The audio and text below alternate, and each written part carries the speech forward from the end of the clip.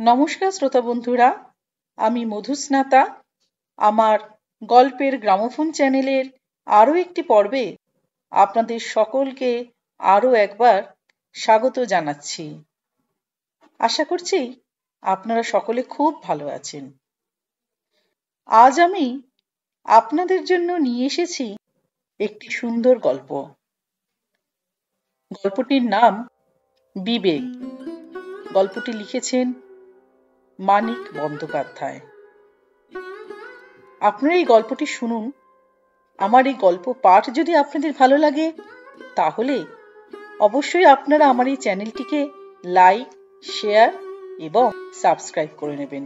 আর হ্যাঁ, পাশে থাকা বেল আইকনটিকে প্রেস করতে ভুলবেন না। তাহলে প্রতিবারই সর্বপ্রথম নিত্য নতুন গল্পের নোটিফিকেশন কিন্তু আপনারা পেয়ে যাবেন। শেষ রাত্রে একবার মণিমালার নাড়ি ছাড়িয়া যাওয়ার উপক্রম হইল। শিয়রে ঘনশ্যাম অত্যন্ত সজাগ হইয়া বসিয়াছিল। স্ত্রীর মুখে একটু মকরধ্বজ দিয়া সে বড় ছেলেকে ডাকিয়া তুলিল। ডাক্তারবাবুকে ডেকে নিয়ে আয় সন্তু। নিখিলবাবু যদি না আসেন, মোড়ের বাড়িটাতে যে নতুন ডাক্তার এসেছেন ওকে আনিস। উনি ডাকলেই আসবেন। ঘরে একটিও টাকা নাই, শুধু কয়েকানা পয়সা। ভিজিটের টাকাটা ডাক্তারকে নগদ দেওয়া চলিবে না। বাড়িতে ডাক্তার আনিলে একেবারে শেষের দিকে বিদায়ের সময় তাকে টাকা দেওয়া সাধারণ নিয়ম। এইটুকু যা ভরসা ঘনশ্যামের। ডাক্তার অবশ্য ঘরে ঢুকিয়াই তার অবস্থা টের পাইবেন, কিন্তু একটি টাকাও যে তার সম্বল নাই এটা নিশ্চয়ই তার পক্ষে অনুমান করা সম্ভব হইবে না। মণিমালাকে ভালোভাবেই পরীক্ষা করিবেন।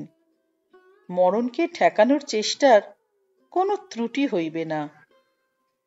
বাঁচাইয়া রাখার জন্য দরকারি ব্যবস্থার নির্দেশও তার কাছে পাওয়া যাইবে।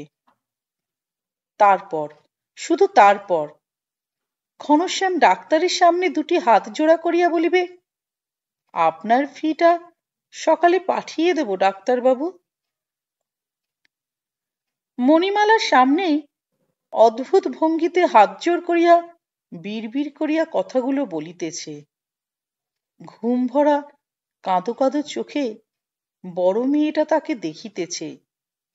আঙুলে করিয়া আরো খানিকটা মকরধ্বজ সে মণিমালার মুখে গুজিয়া দিল।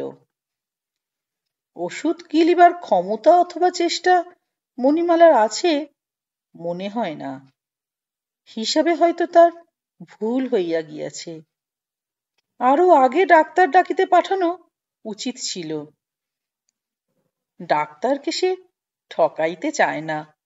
ডাক্তারের প্রাপ্য সে 2-4 দিনের মধ্যেই পাঠাইয়া দিবে। মণিমালা মরুক অথবা বাঁচুক। তবু গোড়ায় কিছু না বলিয়া রোগিণীকে দেখাইয়া ডাক্তারের কাছে ব্যবস্থা আদায় করার হিসাবে একটু প্রবঞ্চনা আছে বই কি। এসব হিসাবে গলদ থাকিয়া যায়। কিন্তু উপায় কি? ডাক্তার না দেখাইয়া মণিমালাকে তো মরিতে দেওয়া যায় না। আগুন করে হাতে পায়ে সেক দে লতা। কাঁদিস নে হারামজাদি। ওরা উঠে যদি কান্না শুরু করে তোকে মেরে ফেলবো। মণিমালার একটি হাত তুলিয়া সে নাড়ি পরীক্ষার চেষ্টা করিল। দুহাতে দুটি রুলি এখনো তার আছে। সজ্ঞানে এ রুলি সে কিছুতেই খুলিতে দেয় নাই। কাল সন্ধ্যায় জ্ঞান প্রায় ছিল না, তখন একবার খুলিবার চেষ্টা করিয়াছিল। চোখ কপালে তুলিয়া যন্ত্রণায় মুখ বিকৃত করিয়া মণিমালাকে খাবি খাওয়ার উপক্রম করিতে দেখিয়া সাহস হয় নাই। এখন অনায়াসে খুলিয়া নেওয়া যায়, সে টেরও পাইবে না। সকালেই ডাক্তারকে টাকা দেওয়া চলিবে, ওষুধপত্র আনা যাইবে। কিন্তু লাভ কি কিছু হইবে শেষ পর্যন্ত? সেইটাই ভাবনার বিষয়। রুলি বেচা পয়সায় কেনা ওষুধ খাইয়া জ্ঞান হইলে হাত খালি দেখিয়া মণিমালা যদি হার্ট ফেল করে। সন্তু যখন ফিরিয়া আসিল, চারিদিক ফর্সা হইয়া আসিয়াছে। মণিমালা ততক্ষণে খানিকটা সামলাইয়া উঠিয়াছিল। খুঁজিয়া নাড়ি পাওয়া যাইতেছে, নিঃশ্বাস সহজ হইয়া আসিয়াছে। ডাক্তার আসেন নাই শুনিয়া ঘনশ্যাম আরাম বোধ করিল। নিখিল ডাক্তার বলিয়া দিয়াছেন, বেলা 10টা নাগাদ আসিবেন। মোড়ের বাড়ির নতুন ডাক্তারটি ডাকা মাত্র উৎসাহের সঙ্গে জামা গায়ে দিয়া ব্যাগ হাতে রওনা হইতেছিলেন। হঠাৎ কি ভাবিয়া সন্তুকে জিজ্ঞাসা করিলেন, তুমি কাঁদছ কেন খোকা? মা মরে যাবে ডাক্তারবাবু? শেষ অবস্থা নাকি? বলে ডাক্তার নিরুৎসাহ হইয়া পড়িলেন। তারপর ভাবিয়া চিন্তিয়া 4টে টাকার জন্য সন্তুকে বাড়ি পাঠাইয়া দিয়াছেন। কাছেই তো বাড়ি। তিনি প্রস্তুত হইয়া রহিলেন, টাকা লইয়া গেলেই আসিবেন। সন্তুকে তিনি আরো বলিয়া দিয়াছেন, নগদ 4টে টাকা যদি বাড়িতে নাও থাকে, 3টে কি অন্তত 2টো টাকা নিয়েও সে যেন যায়। বাকি টাকাটা পরে দিলেই চলিবে। তুই কাঁদতে গেলি কেন লক্ষ্মী ছাড়া? এই ডাক্তারটি আসিলে মন্দ হইত না। ডাক্তারকে ডাক্তার, ছেঁচড়াকে ছেঁচড়া। টাকাটা যতদিন খুশি ফেলিয়া রাখা চলিত। একেবারে না দিলেও কিছু আসিয়া যাইত না। এসব অর্থের কাঙাল নিচু স্তরের মানুষ সম্বন্ধে ঘনশ্যামের মনে গভীর অবজ্ঞা আছে। এদের একজন তাহাকে মিথ্যেবাদী প্রবঞ্চক বলিয়া জানিয়া রাখিয়াছে। ভাবিলে সে গভীর অস্বস্তি বোধ করে না, মনের শান্তি নষ্ট হইয়া যায় না। ঘরের অপর প্রান্তে মণিমালার বিছানার হাত 3 তফাতে নিজের বিছানায় গিয়া ঘনশ্যাম শুইয়া পড়িল। ভিজা ভিজা লাগিতেছে বিছানাটা। ছোট মেয়েটা সারা রাত চরকির মতো বিছানায় পাক খায়। কখন আসিয়া এদিকে তার বিছানা ভিজাইয়া ওপাশে খোকার ঘাড়ে পা তুলিয়া দিয়া অকাতরে ঘুমাইতেছে। মারিবে? এখন মারিলে অন্যায় হয় না। সজোরে একটা চড় বসাইয়া দিবে ওর পিঠের ওই পাঁজরায়, অথবা লাল ও তুলার আশ মাখানো গালে। আধ ঘন্টা ধরিয়া চিৎকার করিবে মেয়েটা। মণিমালা ছাড়া কারো সাধ্য হইবে না সহজে ওর সেই কান্না থামায়। আধ ঘন্টা মরার মতো পড়িয়া থাকিয়া ঘনশ্যাম উঠিয়া পড়িল। অশ্বিনীর কাছেই আবার সে কয়েকটা টাকা ধার চাহিবে। যা থাকে কপালে। এবার হয়তো রাগ করিবে। অশ্বিনী মুখ ফিরাইয়া বলিবে তার টাকা নাই, হয়তো দেখাই করিবে না। তবু অশ্বিনীর কাছেই তাকে হাত পাতিতে হইবে, আর কোনো উপায় নাই। বহুকালের পুরনো পোকায় কাটা সিল্কের জামাটি দিন 3 আগে বাহির করা হইয়াছিল। গায়ে হাত দিয়া ঘনশ্যাম থামিয়া গেল। আর জামা নাই বলিয়াই সে যে এই জামাটি ব্যবহার করিতেছে, এই জামা গায়ে দিয়া বাজার পর্যন্ত করিতে যায়, অশ্বিনী তা টের পাইবে না। ভাবিবে বড়লোক বন্ধুর সঙ্গে দেখা করিতে যাইবে বলিয়া বাক্স প্যাটরা ঘাটিয়া মান্ধাত্তার আমলের পোকায় কাটা দাগ ধরা সিল্কের পাঞ্জাবিটি সে বাহির করিয়াছে। মনে মনে হয়তো হাসিবে অশ্বিনী। তার চেয়ে ছেঁড়া ময়লা শার্টটা পরিয়ে যাওয়াই ভালো। শার্ট সেলাই করা হয় নাই দেখিয়া ঘনশ্যামের অপূর্ব সুখকর অনুভূতি জাগিল। কাল লতাকে সেলাই করিতে বলিয়াছিল, 1বার নয় 2বার। সে ভুলিয়া গিয়াছে ন্যায়সঙ্গত কারণে মেয়েটাকে মারা চলে। ও বড় হইয়াছে, কাদা কাটা করিবে না, কাঁদিলেও নিঃশব্দে কাঁদিবে মুখ বুজিয়া। লতা, ইদিকে আয়, ইদিকে আয় হারামজাদি মেয়ে। চর খাইয়া ঘনশ্যামের অনুমান মতো নিঃশব্দে কাঁদিতে কাঁদিতে লতা শার্ট সেলাই করে, আর বিড়ি ধরাইয়া টানিতে টানিতে গভীর তৃপ্তির সঙ্গে ঘনশ্যাম আর চোখে তার দিকে তাকায়। মায়া হয়, কিন্তু আফসোস হয় না। অন্যায় করিয়া মারিলে আফসোস ও অনুতাপের কারণ থাকিত। অশ্বিনীর মস্ত বাড়ির বাহারে গেট পার হওয়ার সময় সবিনয় নম্রতায় ঘনশ্যামের মন যেন গলিয়া যায়। দাসানুদাস কীটানুকীটের চেয়ে নিজেকে তুচ্ছ মনে হয়। সমস্তক্ষণ মর্মে মর্মে উপলব্ধি করে যে ধনহীনতার মতো পাপ নাই। রাস্তায় নামিয়া যাওয়ার পর বহুকাল পর্যন্ত এই ভয়াবহ অপরাধের ভারে সে যেন 2-1 ডিগ্রি সামনে বাকিয়া কুঁজো হইয়া থাকে। সবে তখন 8টা বাজিয়াছে। সদর বৈঠকখানার পর অশ্বিনীর নিজের বসিবার ঘর। মাঝখানের দরজায় পুরু দুর্ভেদ্য পর্দা ফেলা থাকে। এত সকালেও বৈঠকখানায় 3 জন অচেনা ভদ্রলোক ধর্ণা দিয়া বসিয়া আছেন।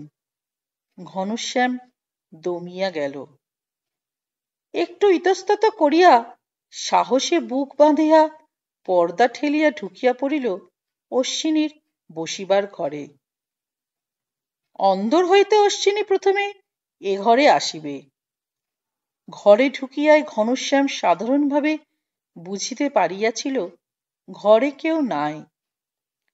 সোনার ঘড়িটার দিকে চোখ পড়ার পর আর একবার বিশেষভাবে সে বুঝিতে পারিল ঘর খালি।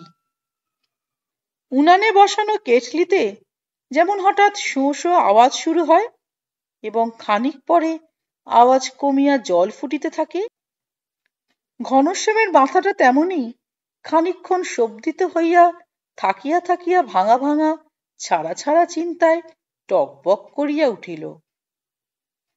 হৃৎপিণ্ড পাঁজরে আছাড় খাইতে শুরু করিয়াছে, গলা শুকাইয়া গিয়াছে, হাত পা কাঁপিতেছে ঘনশ্যামের। নির্জন ঘরে টেবিল হইতে তুলিয়া একটা ঘড়ি পকেটে রাখা এত কঠিন, কিন্তু দেরি করা বিপজ্জনক। ঘড়িটা যদি তাকে নিতেই হয়, অবিলম্বে নেওয়াই বুদ্ধিমানের কাজ। দেরি করিতে করিতে হয়তো শেষ পর্যন্ত সে যখন ঘড়িটা তুলিয়া পকেটে ভরিতে যাইবে, ঠিক সেই সময় কেহ ঘরে ঢুকিয়া সব দেখিয়া ফেলিবে। কেউ না দেখিলে তার কোনো ভয় নাই। সদ্বংশজাত শিক্ষিত ভদ্র সন্তান সে। সকলে তাহাকে নিরীহ ভালো মানুষ বলিয়াই জানে। যেমনই হোক, অশ্বিনীর সে বন্ধু। তাকে সন্দেহ করার কথা কে ভাবিবে? ঘড়ি সহজেই হারাইয়া যায়। চাকর ঠাকুর চুরি করে, সন্ন্যাসী ভিখারি চুরি করে। শেষবার ঘড়ি কোথায় খুলিয়া রাখিয়াছিল মনে পড়িয়াও যেন মনে পড়িতে চায় না মানুষের। অশ্বিনীর সোনার ঘড়ি কোথায় ছিল, কে নিয়াছে, কে বলিতে পারিবে? তারপর ঘড়িটা অবশ্য একসময় ঘনশ্যামের পকেটে চলিয়া গেল। বুকের ধড়ফড়ানি ও হাত পায়ের কাঁপুনি থামিয়া তখন নিজেকে তার অসুস্থ দুর্বল মনে হইতেছে। হাঁটু দুটি যেন অবশ হইয়া গিয়াছে। পেটের ভিতর কিসে যেন জোরে টানিয়া ধরিয়াছে, আর সেই টানে মুখের চামড়া পর্যন্ত শিরশির করিতেছে। বৈঠকখানায় পা দিয়াই ঘনশ্যাম থমকিয়া দাঁড়াইয়া পড়িল। অশ্বিনীর পুরনো চাকর পশুপতি উপস্থিত ভদ্রলোকদের চা পরিবেশন করিতেছে। ঘড়িটা পকেটে রাখিতে সে যে এতক্ষণ ইতস্তত করিয়াছে ঘনশ্যামের ধারণা ছিল না। হিসাবে একটু ভুল হইয়া গেল। পশুপতি মনে রাখিবে। এ ঘর হইতে তার বাহির হওয়া, তার থমক চমক, শুকনো মুখ কিছুই সে ভুলিবে না। কেমন আছেন ঘনশ্যাম বাবু? চা দি? দাও একটু। ধোপদুরস্ত ফর্সা ধুতি ও শার্ট, পায়ে স্যান্ডেল। তার চেয়ে পশুপতিকে ঢের বেশি ভদ্রলোকের মতো দেখাইতেছে। ঘনশ্যামের শুধু এটুকু সান্ত্বনা যে আসলে পশুপতি চোর। অশ্বিনী নিজেই অনেকবার বলিয়াছে সে 1 নম্বরের চোর। কিন্তু কি প্রশ্রয় বড়লোকের এই পেয়ারের চোর চাকরের! চা দেওয়ার সঙ্গে বড়লোক বন্ধুর চাকর যে কতখানি অপমান পরিবেশন করতে পারে খেয়াল করিয়া ঘনশ্যামের গায়ে যেন জ্বালা ধরিয়া গেল। আজ কিন্তু প্রথম নয়। পশুপতি তাকে কোনোদিন খাতির করে না। একটা অদ্ভুত মার্জিত অবহেলার সঙ্গে তাকে শুধু সহ্য করিয়া যায়। এ বাড়িতে আসিলে অশ্বিনীর ব্যবহারেই ঘনশ্যামকে এত বেশি মরণ কামনা করিতে হয় যে পশুপতির ব্যবহার সম্বন্ধে সচেতন হওয়ার অবসর সে পায় না। চায়ে চুমুক দিতে জিভ পুড়াইয়া পশুপতির বাঁকা হাসি দেখিতে দেখিতে আজ সব মনে পড়িতে লাগিল। মনের মধ্যে তীব্র জ্বালা ভরা অনুযোগ পাক দিয়া উঠিতে লাগিল অশ্বিনীর বিরুদ্ধে। অসহ্য অভিমানে চোখ ফাটিয়া যেন কান্না আসিবে। বন্ধু একটা ঘড়ি চুরি করিয়াছে জানিতে পারিলে পুলিশে না দিক, জীবনে অশ্বিনী তার মুখ দেখিবে না সন্দেহ নাই। অথচ প্রথার মতো নিয়মিতভাবে যে চুরি করিতেছে সেই চাকরের কত আদর তার কাছে। অশ্বিনীর সোনার ঘড়ি চুরি করা অন্যায় নয়। ওরকম মানুষের দামি জিনিস চুরি করাই উচিত। 1 ঘন্টা পরে মিনিট 5 জন্য অশ্বিনীর সঙ্গে দেখা হইল। প্রতিদিনের মতো আজও সে বড় ব্যস্ত হইয়া আছে। মস্ত চেয়ারে মোটা দেহটি ন্যস্ত করিয়া অত্যধিক ব্যস্ততায় মেঘগম্ভীর মুখে হাঁসফাঁস করিতেছে। ঘনশ্যামের কথাগুলি সে শুনিল কিনা বোঝা গেল না। চিরদিন এমনি ভাবেই সে তার কথা শোনে।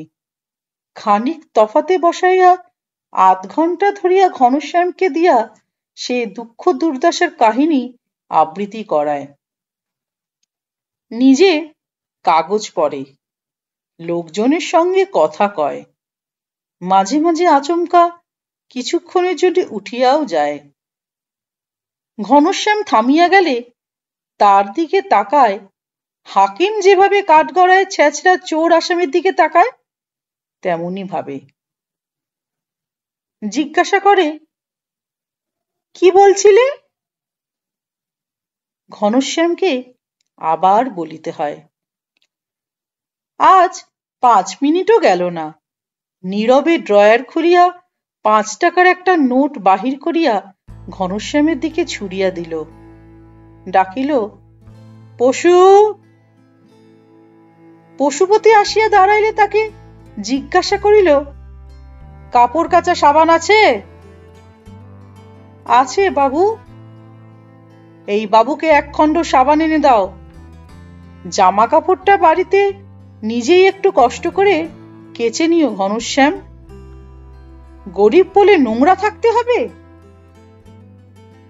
25 টাকা ধার চাইলে এ পর্যন্ত অশ্বিনী তাকে অন্তত 15 টাকা দিয়াছে। তার নিচে কোনোদিন নামে নাই। এই অপমানটায় ঘনশ্যামের অসহ্য মনে হইতে লাগিল। মণিমালাকে বাঁচানোর জন্য 5টি টাকা দেয়। কি অমার্জিত অসভ্যতা অশ্বিনীর, কি স্পর্ধা! পথে নামিয়া ট্রাম রাস্তার দিকে চলিতে চলিতে ঘনশ্যাম প্রথম টের পায় তার রাগ হইয়াছে। ট্রামে উঠিয়া বাড়ির দিকে অর্ধেক আগাইয়া যাওয়ার পর সে বুঝিতে পারে অশ্বিনীর বিরুদ্ধে গভীর বিদ্বেষে বুকের ভিতরটা সত্যই তার জ্বালা করিতেছে। এ বিদ্বেষ ঘনশ্যাম অনেকক্ষণ জিয়াইয়া রাখিবে, হয়তো আজ সারাটা দিন, হয়তো কাল পর্যন্ত। ঘনশ্যামের একটা বৈঠকখানা আছে, একটু স্যাঁতস্যাঁতে এবং ছায়ান্ধকার।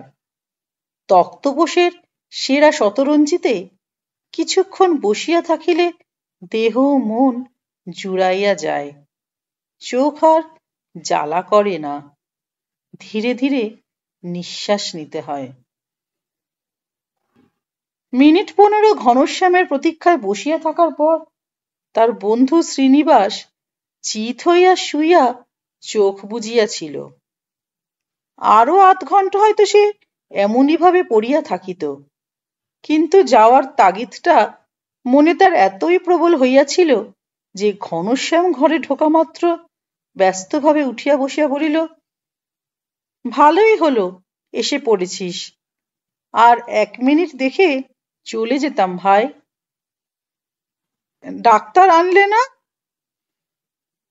ডাক্তার ডাকতে যাইনি, টাকার খোঁজে বেরিয়েছিলাম। শ্রীনিবাস ক্লিষ্টভাবে একটু হাসিল। দুজনেরই সমান অবস্থা, আমিও টাকার খোঁজেই বেরিয়েছিলাম। ওনার বালা দুটো বাঁধা রেখে এলাম।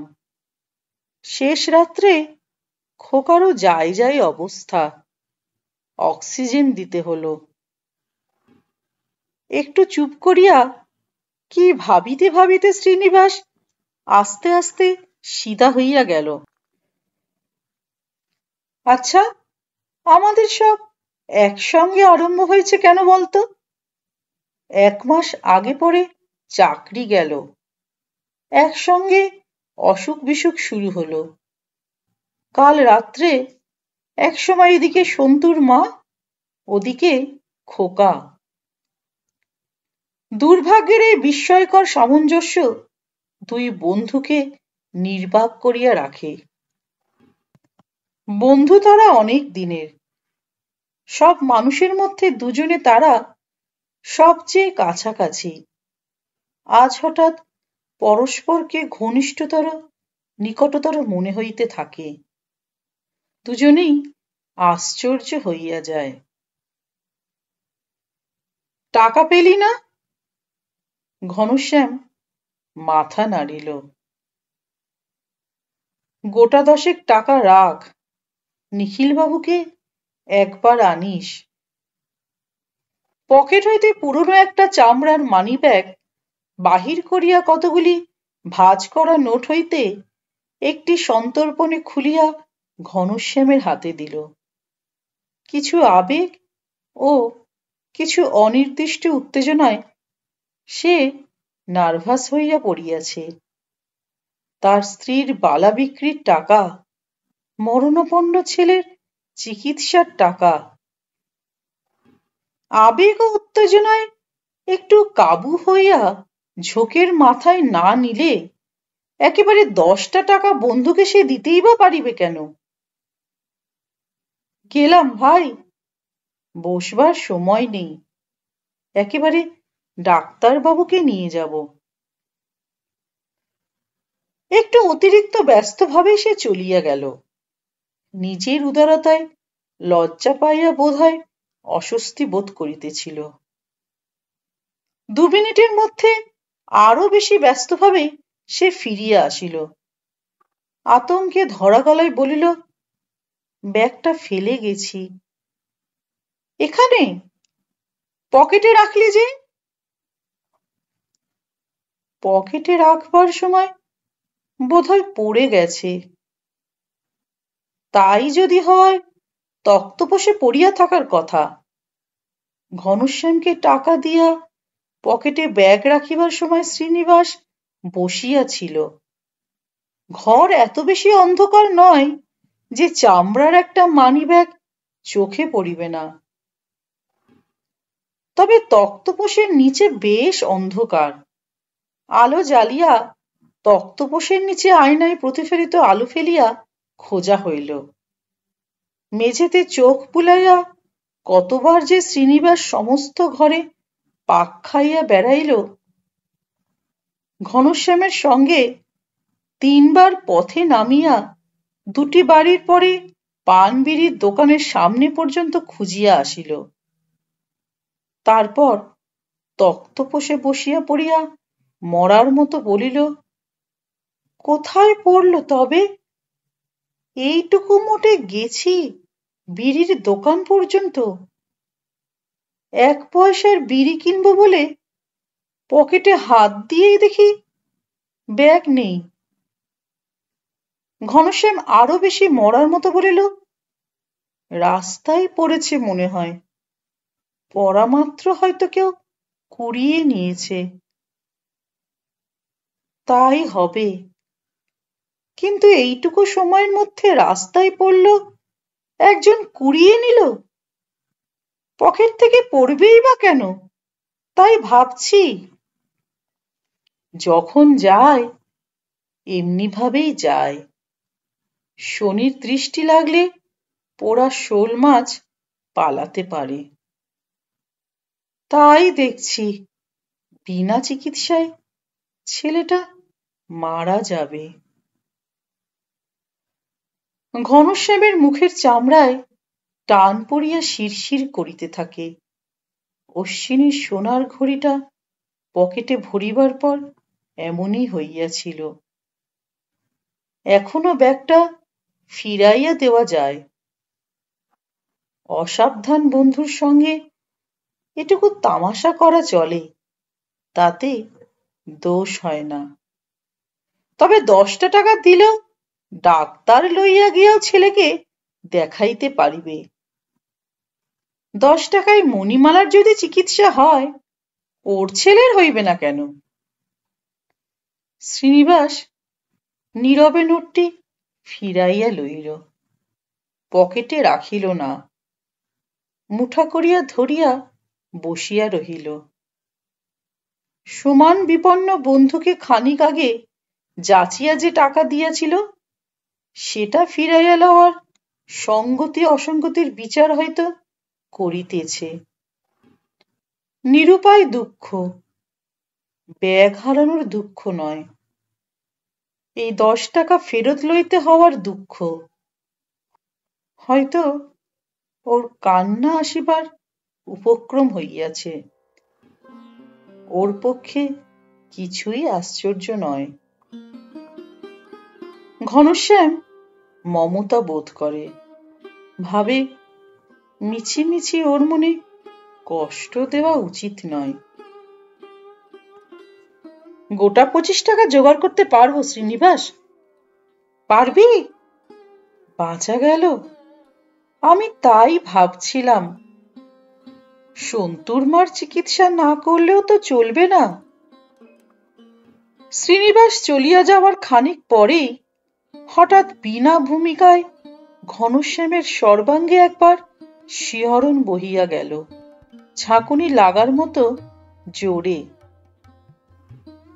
শ্রীনিবাস যদি কোনো কারণে গা ঘেঁষিয়া আসিত, কোনো রকমে যদি পেটের কাছে তার কোনো অঙ্গ ঠেকিয়া যাইত। তাড়াতাড়িতে শার্টের নিচে কোচার সঙ্গে ব্যাগটা বেশি গুজিয়া দিয়াছিল। শ্রীনিবাসের সঙ্গে এদিক ওদিক ঘুরিয়া খোঁজার সময় আলগা হইয়া যদি ব্যাগটা পড়িয়া যাইত, পেট ফুলাইয়া ব্যাগটা শক্ত করিয়া আটকাইতেও তাহার সাহস হইতেছিল না। বেশি উঁচু হইয়া উঠিলে যদি চোখে পড়ে। অশ্বিনের সোনার ঘড়ি আলগাভাবে শার্টের পকেটে ফেলিয়া রাখিয়া কতক্ষণ ধরিয়া চা খাইয়াছে, লোকের সঙ্গে আলাপ করিয়াছে, অশ্বিনীর সঙ্গে আলাপ করিয়াছে, কিন্তু এমন ভয়ঙ্কর আতঙ্ক তো একবারও হয় নাই। সেইখানেই ভয় ছিল বেশি। তার ব্যাগ লুকোনোকে শ্রীনিবাস নিছক তামাশা ছাড়া আর কিছু মনে করিত না। এখনো যদি ব্যাগ বাহির করিয়া দেয়, শ্রীনিবাস তাই মনে করিবে। তাকে চুরি করিতে দেখিলেও শ্রীনিবাস বিশ্বাস করিবে না সে চুরি করিতে পারে। কিন্তু কোনো রকমে তার পকেটে ঘড়িটার অস্তিত্ব টের পাইলে অশ্বিনী তো ওরকম কিছু মনে করিত না, সোজাসুজি বিনা দ্বিধায় তাকে চোর ভাবিয়া বসিত। ভাবিলে এখন তার আতঙ্ক হয়। সেখানে কি নিশ্চিত হইয়াই ছিল? ঘড়ির ভারে ঝুলিয়া পড়িয়াছিল পাতলা শার্টের পকেটটা। তখন সে খেয়ালও করে নাই। অশ্বিনী যদি জিজ্ঞাসা করিয়া বসিত, তোমার পকেটে কি ঘনশ্যাম? ঘরের স্যাঁতস্যাঁতে সইতে ঘনশ্যামের অন্য সব দুশ্চিন্তা টান করা চামড়ার ভিজিয়া ওঠার মতো শিথিল হইয়া যায়। উত্তেজনা ঝিমাইয়া পড়ে। মনের মধ্যে কষ্টরোধের মতো চাপ দিতে থাকে শুধু এক দুর্বহ উদ্বেগ। অশ্বিনীর মনে খটকা লাগিবে, অশ্বিনী সন্দেহ করিবে। পশুপতি তাকে অশ্বিনীর বসিবার ঘর হইতে বাহির হইয়া আসিতে দেখিয়াছিল। পশুপতি যদি ও কথা তাকে বলিবে নিশ্চয়ই। অশ্বিনীর কি মনে হইবে না ঘড়িটা ঘনশ্যাম নিলেও নিতে পারে? এই ভাবনাটাই মনের মধ্যে অবিরত পাক খাইতে থাকে। শরীরটা কেমন অস্থির অস্থির করে ঘনশ্যামের। সন্দেহ যদি অশ্বিনীর হয়, ভাষা ভাষা ভিত্তিহীন কাল্পনিক সন্দেহ, তার তাতে কি আসিয়া যায়? ঘনশ্যাম বুঝিয়া উঠিতে পারে না। এতদিন যে সে অশ্বিনীর ঘড়ি চুরি করে নাই, কোনো সন্দেহ তার সম্বন্ধে জাগে নাই অশ্বিনীর। কি এমন খাতিরটা সে তাকে করিয়াছে? শেষ রাত্রে মণিমালার নাড়ি ছাড়িয়া যাওয়ার উপক্রম হইয়াছিল শুনিয়া 5টি টাকা সে তাকে দিয়াছে। একতারা 10 টাকার নোটের ভিতর হইতে খুঁজিয়া বাহির করিয়া 5 টাকার একটি নোট ছুঁড়িয়া দিয়াছে। আর দিয়াছে একখানা কাপড় কাচার সাবান। চাকরকে দিয়া আনাইয়া দিয়াছে। সন্দেহ ছোট কথা, অশ্বিনী তাহাকে চোর বলিয়া জানিলেই বা তার ক্ষতি কি? বাড়ির সামনে গাড়ি দাঁড়ানোর শব্দে চমকিয়া ওঠে। নিশ্চয় অশ্বিনী আসিয়াছে। পুলিশ নয় তো? অশ্বিনীকে বিশ্বাস নাই। ঘড়ি হারাইয়াছে টের পাওয়া মাত্র পশুপতির কাছে খবর শুনিয়া সে হয়তো একেবারে পুলিশ লইয়া বাড়ি সার্চ করিতে আসিয়াছে। অশ্বিনী সব পারে। না, অশ্বিনী নয়, নিখিল ডাক্তার মণিমালাকে দেখিতে আসিয়াছে। কিন্তু ঘড়িটা এভাবে কাছে রাখা উচিত নয়, বাড়িতে রাখাও উচিত নয়। ডাক্তার বিদায় হইলে সে ঘড়িটা বেচিয়া দিয়া আসিবে, যেখানে হোক, যত দামে হোক। নিখিল ডাক্তার মণিমালাকে পরীক্ষা করে। অর্ধেক মন দিয়া ঘনশ্যাম তার প্রশ্নের জবাব দেয়। সোনার ঘড়ি কোথায় বিক্রি করা সহজ ও নিরাপদ, তাই সে ভাবিতে থাকে সমস্তক্ষণ। বাহিরের ঘরে গিয়া কিছুক্ষণের সংকেতময় নীরবতার পর নিখিল ডাক্তার গম্ভীর মুখে যা বলে, তার মানে সে প্রথমটা বুঝিয়া উঠিতে পারে না। মণিমালা বাঁচিবে না? কেন বাঁচিবে না? এখন তো আর টাকার অভাব নাই। যতবার খুশি ডাক্তার আনিয়া চিকিৎসা করাইতে পারিবে। মণিমালার না বাঁচিবার কি কারণ থাকিতে পারে? ভালো করে দেখেছেন? বোকার মতো প্রশ্ন করা। মাথার মধ্যে সব যেরকম গোলমাল হইয়া যাইতেছে, তাতে বোকা না বনিয়াই বা সে কি করে?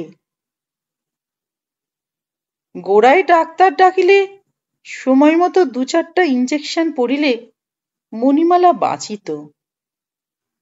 3-4 দিন আগে ব্রেন কমপ্লিকেশন আরম্ভ হওয়ার প্রথম দিকে চিকিৎসা আরম্ভ হইলেও বাঁচানোর সম্ভাবনা ছিল। 3-4 দিন মণিমালা যে ক্রমাগত মাথাটা এপাশ ওপাশ করিত, চোখ কপালে তুলিয়া রাখিত, সেটা তবে ব্রেন খারাপ হওয়ার লক্ষণ? রুলি খুলিতে গেলে সে সজ্ঞানে বাধা দেয় নাই। হাতে টান লাগায় আপনা হইতে মুখ বিকৃত করিয়া গলায় বিশ্রী ভাঙা ভাঙা আওয়াজ করিয়াছিল। স্থির নিশ্চল না হইয়াও মানুষের জ্ঞান যে লোপ পাইতে পারে, অত কি ঘনশ্যাম জানিত? চেষ্টা প্রাণপণে করিতেই হইবে, তবে এখন সব ভগবানের হাতে। ডাক্তার ভগবানের দোহাই দেয়। এতদিন সব ডাক্তারের হাতে ছিল, এখন ভগবানের হাতে চলিয়া গিয়াছে। নিখিল ডাক্তার চলিয়া গেলে বাহিরের ঘরে বসিয়াই ঘনশ্যাম চিন্তাগুলি গুছাইবার চেষ্টা করে। কালও মণিমালার মৃত্যু প্রায় নিশ্চিত ছিল। ডাক্তারের এ কথায় তার কিছুতেই বিশ্বাস হইতে চায় না। শেষ রাত্রে নাড়ি ছাড়িয়া একরকম মরিয়া গিয়াও মণিমালা তবে বাঁচিয়া উঠিল কেন? তখন তো শেষ হইয়া যাইতে পারিত। মণিমালার মরণ নিশ্চিত হইয়াছে আজ সকালে। ডাক্তার বুঝিতে পারে নাই। এখনকার অবস্থা দেখিয়া আন্দাজে ভুল অনুমান করিয়াছে। ঘনশ্যাম যখন অশ্বিনীর ঘড়িটা চুরি করিয়াছিল, তার জীবনে প্রথম চুরি, তখন মণিমালা চিকিৎসার বাহিরে চলিয়া গিয়াছিল। ওর চিকিৎসার জন্য সে পাপ করিয়াছে কিনা, ওর চিকিৎসা তাই হইয়া গিয়াছে নিরর্থক। সকালে বাড়ি হইতে বাহির হওয়ার আগে নিখিল ডাক্তারকে আনিয়া সে যদি মণিমালাকে দেখাইত, নিখিল ডাক্তার নিশ্চয়ই অন্য কথা বলিত। ঘড়িটা ফিরাইয়া দিবে? খুব সহজে তা পারা যায়। এখনো হয়তো জানাজানিও হয় নাই। কোনো এক ছুতায় অশ্বিনীর বাড়ি গিয়া এক ফাঁকে টেবিলের ওপর ঘড়িটা রাখিয়া দিলেই হইল। আর কিছু না হোক, মনের মধ্যে এই যে তার পীড়ন চলিতেছে আতঙ্ক ও উদ্বেগের, তার হাত হইতে সে তো মুক্তি পাইবে। যাই সে ভাবুক, অশ্বিনী যে তাকে মনে মনে সন্দেহ করিবে সে সহ্য করিতে পারিবে না। এই কয়েক ঘন্টা সে কি সহজ যন্ত্রণা ভোগ করিয়াছে? পশুপতি যখন তাকে অশ্বিনীর ঘর হইতে বাহির হইয়া আসিতে দেখিয়াছিল, তাকে সন্দেহ করার সম্ভাবনা যখন আছে অশ্বিনীর, ঘড়িটা রাখিয়া আসাই ভালো। এমনি অশ্বিনী তাকে যেরকম অবজ্ঞা করে, গরিব বলিয়া অপদার্থ বলিয়া, তার উপর চোর বলিয়া সন্দেহ করিলে না জানি কি ঘৃণাটাই সে তাকে করিবে। কাজ নাই তার তুচ্ছ একটা সোনার ঘড়িতে। টাকাও তার আছে 25 টাকা। ভিতরে গিয়ে মণিমালাকে একবার দেখিয়া আসিয়া ঘনশ্যাম বাহির হইয়া পড়িল। ট্রাম রাস্তা ধরিয়া কিছু দূর আগাইয়া সে শ্রীনিবাসের মানিব্যাগটা বাহির করিল। নোটগুলি পকেটে রাখিয়া ব্যাগটা হাতে করিয়াই চলিতে চলিতে একসময় আলগোছে ব্যাগটা রাস্তায় ফেলিয়া দিল। খানিকটা গিয়া মুখ ফিরাইয়া দেখিল ছাতি হাতে পাঞ্জাবি গায়ে একজন মাঝবয়সী গোঁফলা লোক খালি ব্যাগটার উপর পা দিয়া দাঁড়াইয়া কতই যেন আনমনে অন্যদিকে চাহিয়া আছে। ঘনশ্যাম একটু হাসিল। একটু পরেই ব্যাগটা তুলিয়া লইয়া লোকটি সরিয়া পড়িবে। হয়তো কোনো পার্কে নির্জন বেঞ্চে বসিয়া পরম আগ্রহে সে ব্যাগটা খুলিবে। যখন দেখিবে ভিতরটা একেবারে খালি, কি মজাই হইবে তখন। খুচরা 7.5 আনা পর্যন্ত সে ব্যাগটা হইতে বাহির করিয়া লইয়াছে। স্টপেজে ট্রাম থামাইয়া ঘনশ্যাম উঠিয়া পড়িল। খুচরা 7.5 আনা পয়সা থাকায় সুবিধা হইয়াছে, নয়তো ট্রামের টিকিট কেনা যাইত না। তার কাছে শুধু 10 টাকা আর 5 টাকার নোট। অশ্বিনীর বৈঠকখানায় লোক ছিল না, তার নিজের বসিবার ঘরটিও খালি। টেবিলের চিঠির উপর ঘড়িটা চাপা দেওয়া ছিল। চিঠিগুলি এখনো তেমনি ভাবেই পড়িয়া আছে। ঘড়িটি চিঠিগুলির উপর রাখিয়া ঘনশ্যাম বৈঠকখানায় গিয়া বসিল। বেল টিপিতে আসিল পশুপতি। বাবু যে আবার এলেন? বাবুর সঙ্গে একবার দেখা করব। ভিতরে গিয়া অল্পক্ষণের মধ্যেই পশুপতি ফিরিয়া আসিল। বিকেলে আসতে বললেন ঘনশ্যাম বাবু, 4টের সময়। ঘনশ্যাম কাতর হইয়া বলিল, আমার এক্ষুনি দেখা করা দরকার। তুমি আর একবার বলো গিয়ে পশুপতি। বলো যে ডাক্তার সেনের কাছে একটা চিঠির জন্য এসেছি। তারপর অশ্বিনী ঘনশ্যামকে ভিতরে ডাকিয়া পাঠাইল।